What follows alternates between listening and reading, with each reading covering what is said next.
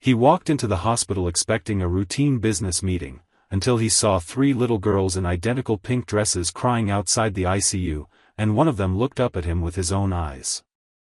Grace Thompson had never planned to stop. The visit to the hospital was strictly business. He was there to finalize a funding proposal for a state-of-the-art expansion wing. Everything about his life ran on precision: his schedule, his speech, his thoughts. He moved with the efficiency of someone who had long ago traded emotion for execution. Dressed in a flawlessly tailored navy suit, his briefcase in one hand, his phone in the other, he stepped out of the elevator on the 4th floor, ready to walk straight into a closed-door meeting with the hospital board. But that was before he saw them. Just outside one of the patient rooms in the hallway, 3 little girls stood side by side, their tiny hands clinging to each other. They couldn't have been more than 5 years old. All 3 were blonde, wearing simple pastel pink dresses, their faces stained with tears. One girl hugged a stuffed rabbit so tightly it looked like it might fall apart. Another wiped her eyes with the back of her hand. The third stared blankly at the floor, her lips trembling. It was the kind of image you don't prepare for, something so out of place in his carefully ordered world that he almost kept walking. But then one of them looked up. Her eyes were the first thing he noticed, wide, brown, and too familiar. Something about the curve of her cheek, the shape of her mouth, the way her eyebrows lifted slightly in distress, it all hit him like a memory he didn't expect to confront.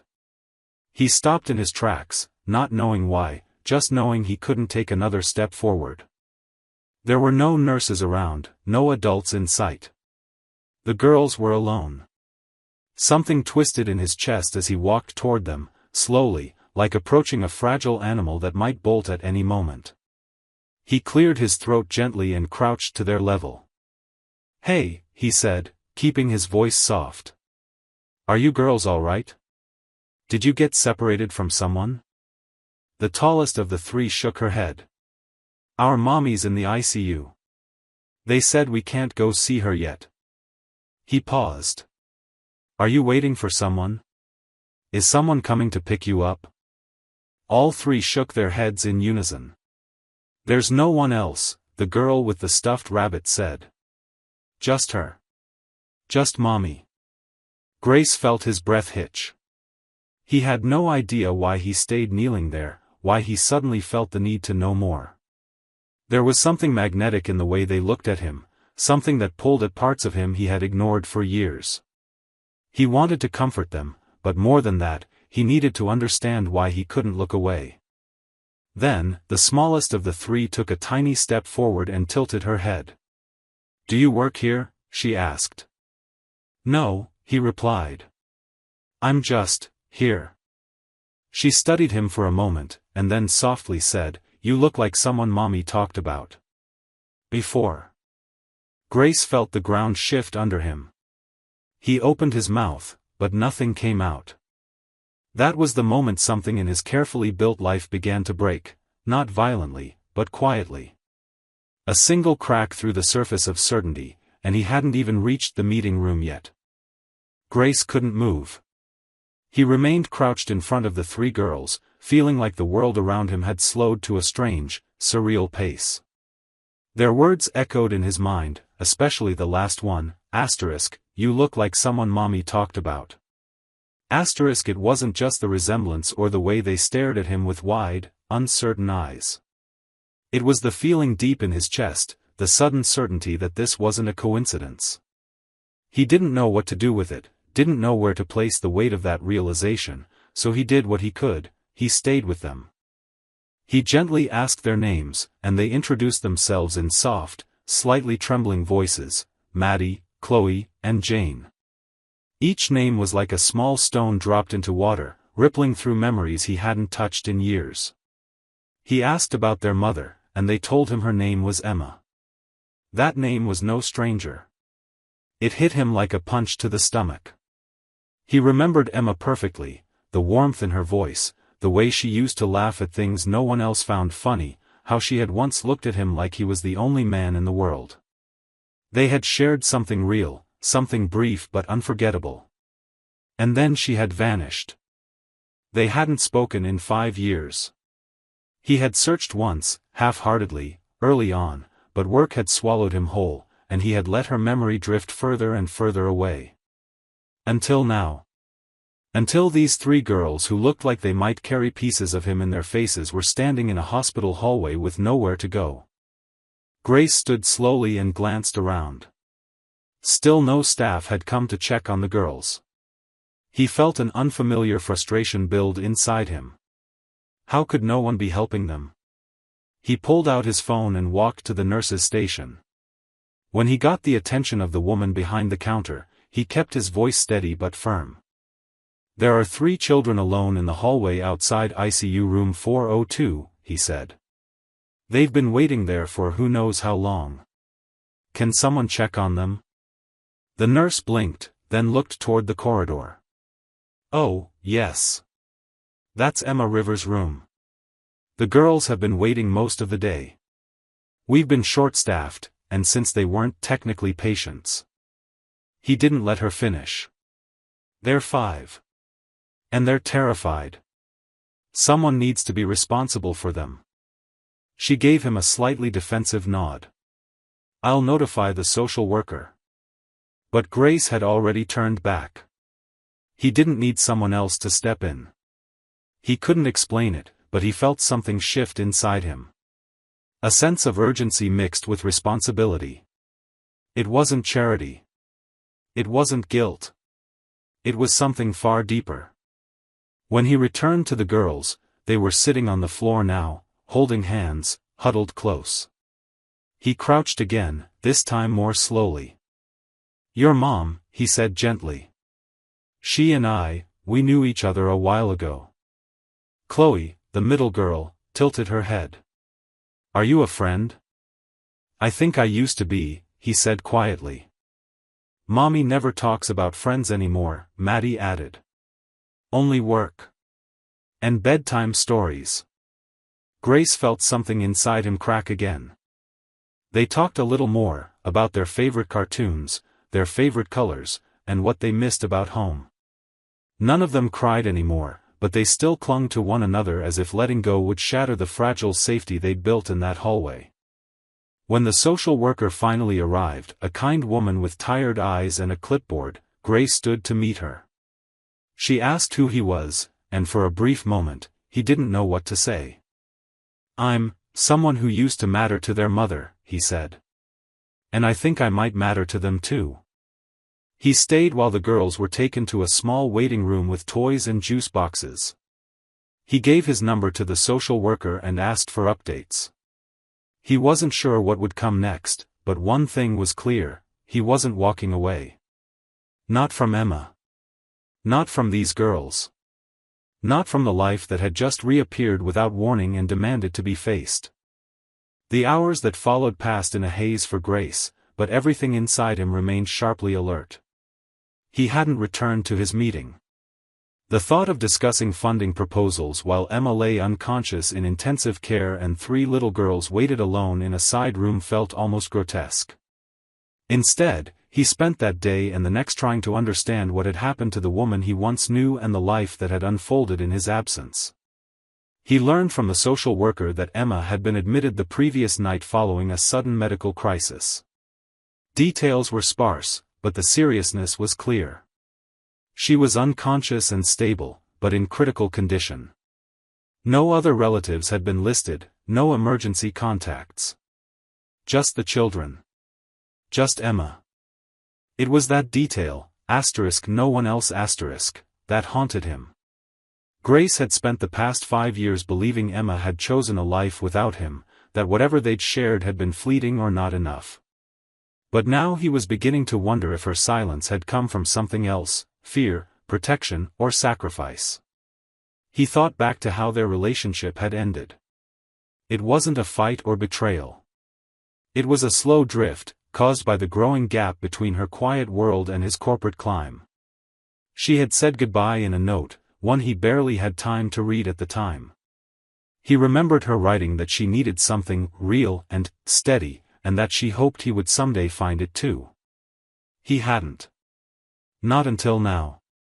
That afternoon, he stood in the hallway again, this time outside Emma's room, with the steady beep of monitors faintly audible through the door. A nurse allowed him in for a few minutes. Emma looked so small in the hospital bed. Her blonde hair was damp around her temples, her skin pale, her breathing slow and mechanical. He walked in slowly, as though entering a church. He sat beside her, unsure if she could hear him. "I don't know what happened to you," he whispered. "But I think I finally understand what happened to us." He hesitated, then reached for her hand, gently wrapping his fingers around hers. "There are 3 little girls down the hall who look so much like you it hurts. But they look like me too. I don't know why you didn't tell me. I don't even know if you wanted to. But I met them. Maddie. Chloe. Jane. They're brave. Scared. Smart. They waited for you all day without complaining. I've never seen anything like it." His throat tightened. The words came slower. "Emma. I think they're mine too." He didn't expect a response, but he saw her fingers twitch slightly beneath his. Maybe it was a reflex. Maybe it wasn't. Either way, it was enough to make him stay another hour, just sitting there, telling her about everything she'd missed, how cold the hallway had been, how Chloe had tried to explain her dream to him in full detail, how Maddie had stood in front of her sisters like a little soldier, and how Jane had quietly clung to the bunny the entire time without saying a word. When visiting hours ended, he returned to the waiting room where the girls sat with coloring books and juice. He brought them dinner, sat on the floor with them, and listened to their stories about their mom, how she always kissed them in the same order, how she sang made-up songs when the lights went out, how she whispered always, always, when they asked if she would ever leave. They talked about bedtime rituals, their favorite toys, the tiny apartment they lived in. The more he listened, the more he saw the gaps his absence had left. The more he realized how much he had missed. At one point, Maddie looked at him with wide eyes and asked, "Did you love our mommy?" He paused, caught off guard by the directness. Then he nodded slowly. "Yes. I did. Very much." "Do you still?" she asked. He thought about it. Thought about what love meant now, after everything. "Yes," he said finally. "Maybe more than I ever did before." That night, after the girls had fallen asleep on a couch in the family waiting area, Grace sat alone in the corner of the room. He stared at the wall for a long time, then took out his phone and called his assistant. "Cancel everything for the next 2 weeks," he said. There was a pause on the other end. "Sir? You have." "I know," he said. "Cancel it anyway." He ended the call and looked back at the girls, curled together like petals of the same flower. He had made his choice. And this time, he wasn't going to miss what mattered. The next morning, Grace arrived at the hospital before sunrise. The hallways were dim and quiet, filled only with the soft shuffle of nurses changing shifts and the distant hum of machines keeping patients stable. He walked with purpose but without rush, stopping first at the waiting area where the girls had slept the night before.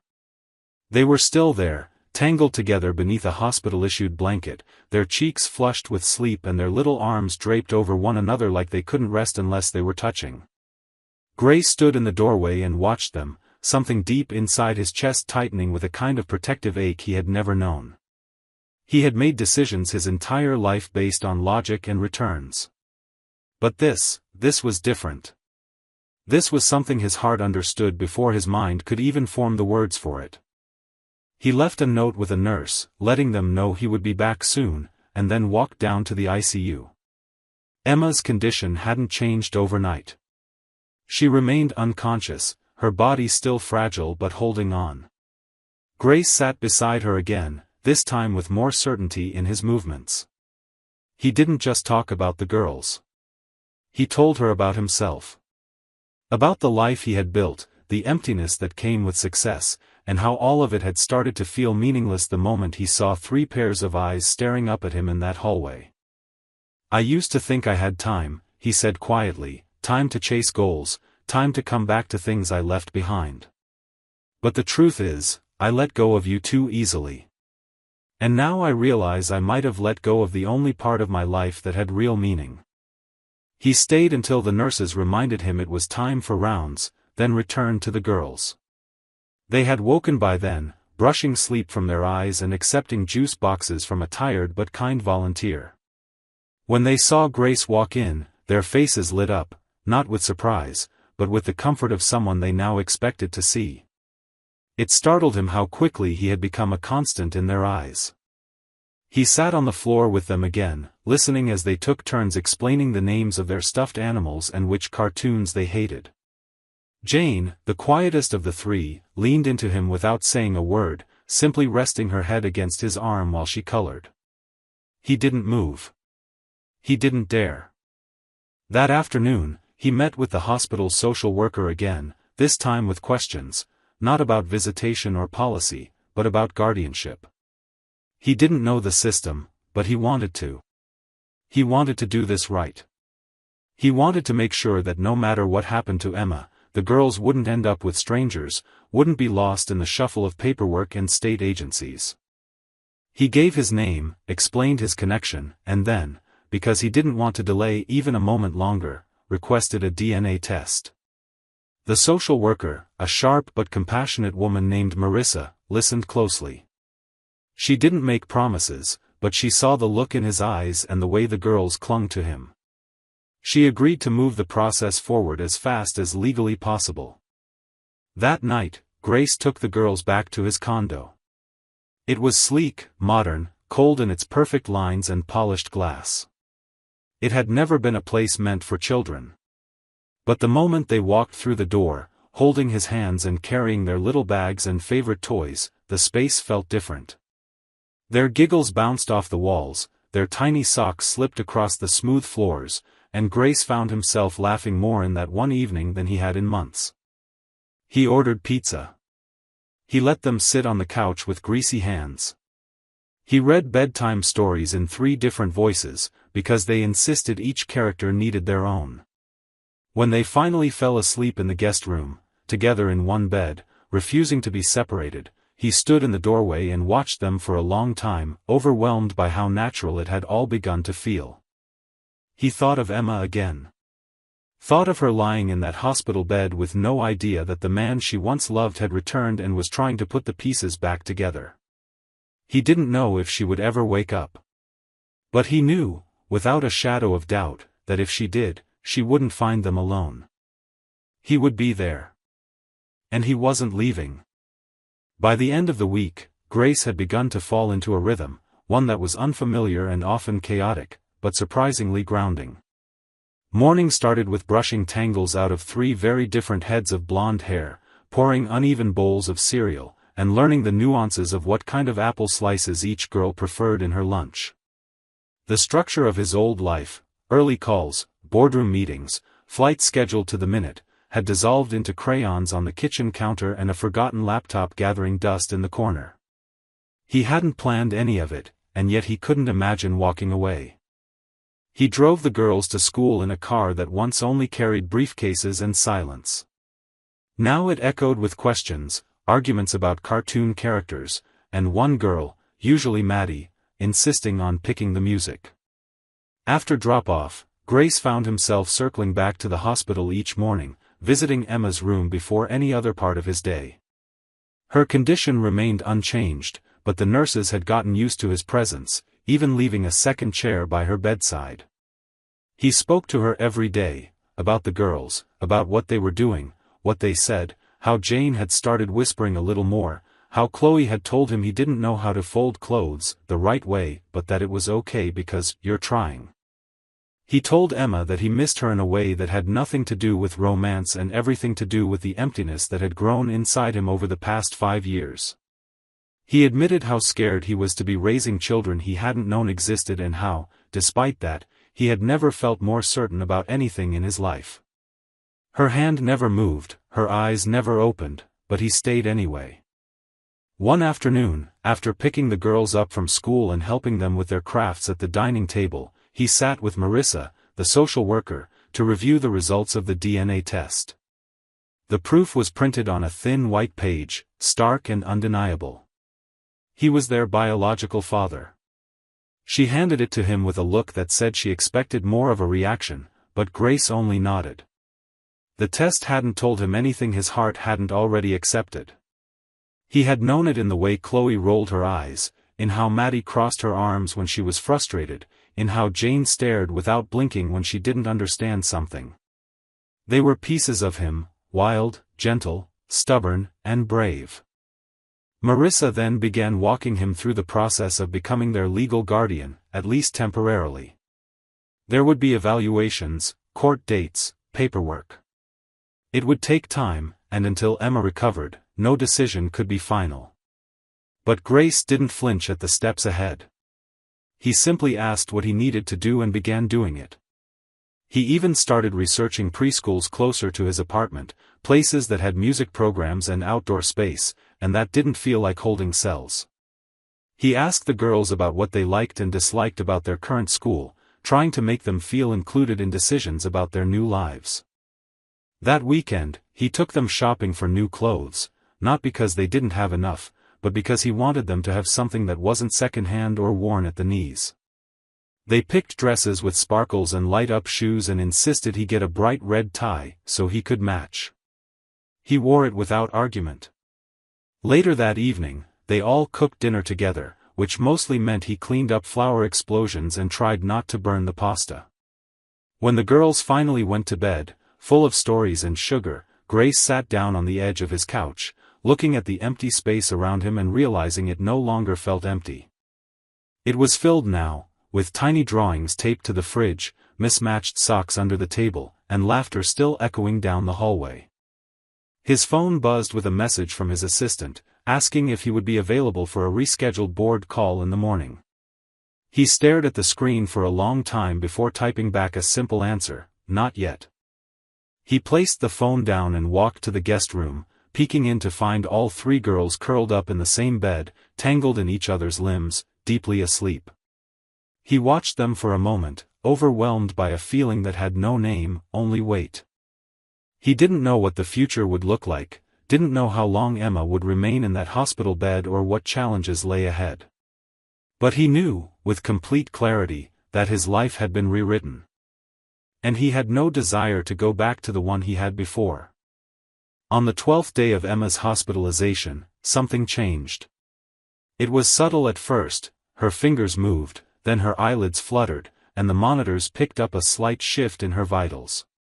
Grace had just arrived, as he did every morning now, bringing coffee to the nurses and sitting by her bedside with quiet patience. He had grown used to the rhythm of the room, the sterile smell, the quiet hum of machines. But today, when her hand twitched beneath his, he nearly dropped the cup he was holding. The nurse rushed in, checked the machines, whispered that it could be a sign of awakening. Grace barely breathed for the next 10 minutes. He leaned forward, spoke her name, watched her eyelids twitch again, and this time, slowly, open. Her gaze was unfocused, dazed, her lips dry and slightly parted. She blinked at the harsh light overhead and then slowly shifted her eyes toward him. At first, there was no recognition.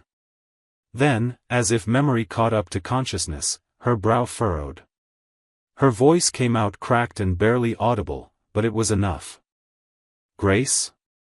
He nodded, overwhelmed. "I'm here. I've been here."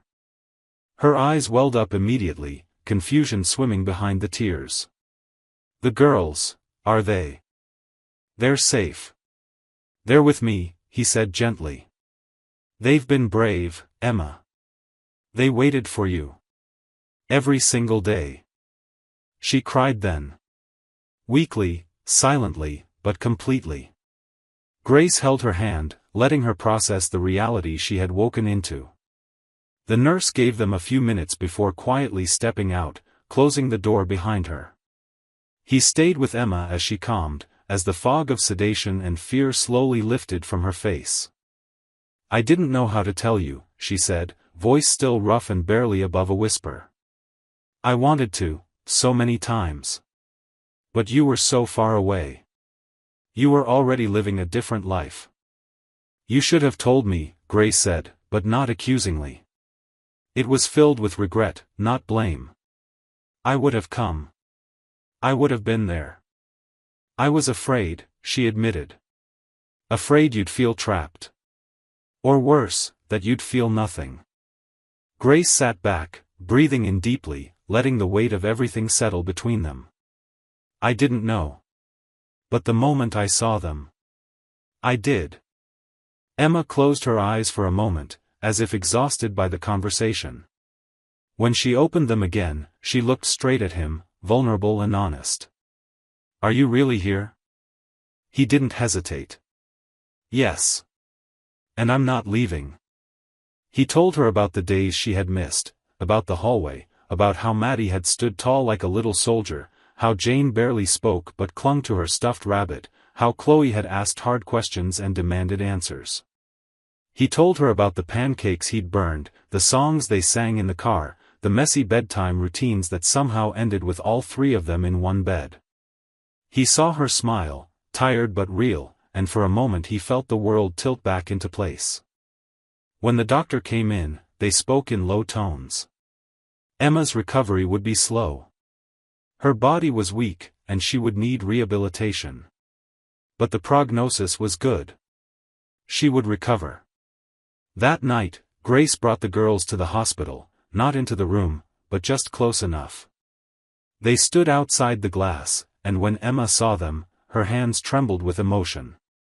The girls waved furiously, pressed their hands to the glass, and Emma pressed hers from the other side. She mouthed the words, "I love you," and all three girls did the same back. Maddie held up a drawing they had made that morning, for stick figures holding hands beneath a house with a sun in the corner. It said, "Home," in big, shaky letters. Emma cried again, and so did Grace. When they left the hospital that night, the girls were quiet in the car, holding his hands from the back seat. He looked at them in the mirror and said, "Your mommy's going to be okay." Chloe asked, "And us?" He smiled softly. "You're going to be better than okay." Because now, they weren't waiting anymore.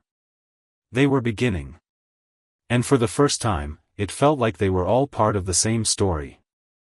The days that followed Emma's awakening were filled with slow progress, quiet miracles, and the kind of small victories that only mattered to those who had lived through uncertainty. Grace balanced hospital visits with school drop-offs, nighttime stories, and learning to braid 3 sets of blonde hair, imperfectly, but with effort that the girls never failed to praise. He had always thought multitasking meant juggling high-stakes deals and managing corporate crises. Now he understood that true multitasking was holding a sick child in one arm while flipping pancakes for 2 others who refused to eat them unless they were shaped like stars. Emma's recovery moved steadily. She began speaking with more clarity, sitting up for short stretches, even requesting to read notes the girls had written for her. Grace brought them in for short visits, and every time they entered the room, Emma's energy seemed to return in waves. The girls never overwhelmed her. They were instinctively gentle, each offering affection in their own way. Maddie sat closest and asked about the machines. Chloe always brought stories to retell. Jane simply held her mother's hand, quietly watching her face with those large, thoughtful eyes. One afternoon, as Emma napped and the girls played with coloring books in the hospital lounge, Grace stood with Marissa by the window. The sun poured through the glass in golden beams, and the world outside moved like it had before, unaware of the tiny shifts that had turned his life inside out. Marissa had paperwork in her hands, documents that would allow Grace to take the next step toward permanent custody, should Emma agree. The forms felt heavy in his hands, not with burden but with the realization that he was choosing this. Not because he had to, not because of obligation, but because somewhere in the chaos of the past few weeks, he had become a father. Later that evening, Grace sat beside Emma in her hospital room. The lights were low, and the girls had gone home with a trusted sitter. Emma's hair was pulled back now, and though her face still held traces of exhaustion, there was more color in her cheeks, more awareness in her gaze. She looked at him like someone seeing a familiar place through new eyes. They love you, she said softly. I love them, he replied, just as quietly. And you? Emma didn't look away. You've changed. You're softer, but stronger somehow. I didn't know what I was missing, he said. Until I found it all standing outside a hospital room in pink dresses, crying. I wanted to protect them, she admitted. From everything, including you. I understand why, Grace said. But I'm here now. And I want to do this with you, not around you. They talked for a long time, not about the past or blame, but about logistics, hope, and the uncertain path ahead. Grace told her about the girl's new favorite bedtime song, about how Jane had finally started talking more when she was coloring, about Chloe insisting they all eat the same cereal because that's what families do. He watched Emma take it all in, and he saw something soften further in her. When she asked about the custody papers, he didn't push. He said he would wait. That her healing mattered more. That whatever decision they made, it would be together. She reached out and took his hand. I think we're already a family, she whispered. We just have to learn how to be one. That night, as Grace tucked the girls into bed, he realized how right she was. It wasn't about claiming a title or defining roles. It was about presence, about consistency, about the 1,000 small choices made each day to love, to show up, and to try. The girls were asleep quickly, their bodies curled in familiar patterns, their trust in him no longer tentative but full. Grace stood at the doorway and looked at them, 3 lives that had once been hidden from him, now the very center of everything. And in that stillness, he knew the hardest part was no longer the unknown. It was holding on to everything he'd found, and never letting go. A month later, the hospital room where Emma had once lain pale and unresponsive stood empty. She had been discharged just 3 days earlier, walking out with slow but steady steps, her daughters clinging to each of her arms like the strongest supports she could ever need. Grace had driven them home in his car, which had somehow become a second living room, filled with crayons in the glove box and cereal bar wrappers under the seats. They returned not to her old apartment, which had been vacated while she was hospitalized, but to Grace's home, now transformed. What was once sterile and minimalist had evolved into a space filled with warmth. There were toy baskets in the hallway, tiny socks stuck in the couch cushions, drawings taped to kitchen cabinets, and a table set for 5 every night, whether or not everyone was hungry. Emma's first night home, they all sat around the dinner table eating spaghetti that Chloe had insisted be dyed pink. The girls talked over one another, giggling and giving chaotic updates on school. Emma listened, teary-eyed at first, until she too began to laugh. Her laughter was quieter than before, tinged with fatigue, but it was real. Grace watched her from across the table, not with pity or apology, but with admiration. She had survived something that would have broken many people, and yet here she was, passing the salt, making sure Maddie wiped sauce off her cheek, and reminding Jane not to eat with her fingers. It was a kind of strength that inspired a new kind of reverence in him. As the days passed, their routine deepened.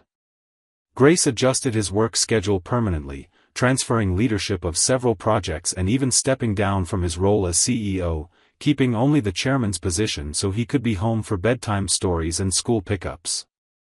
The business world saw it as a shocking pivot. Headlines described him as walking away at the top, but Grace didn't care.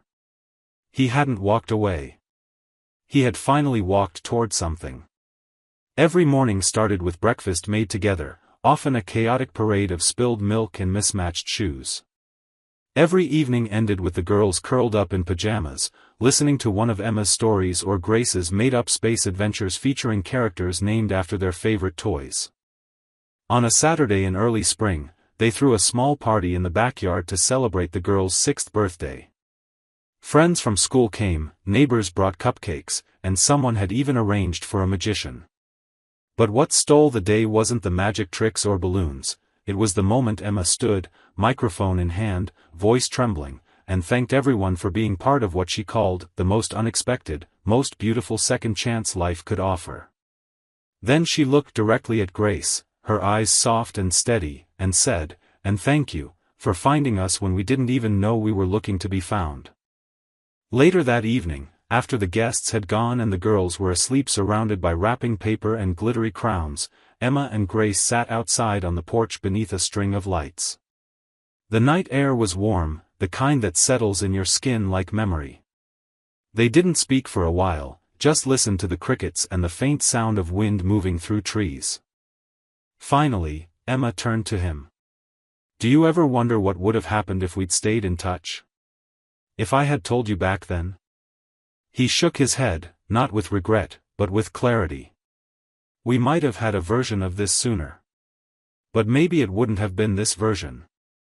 And I like this one. It's messy and hard and completely out of my control, but it's ours."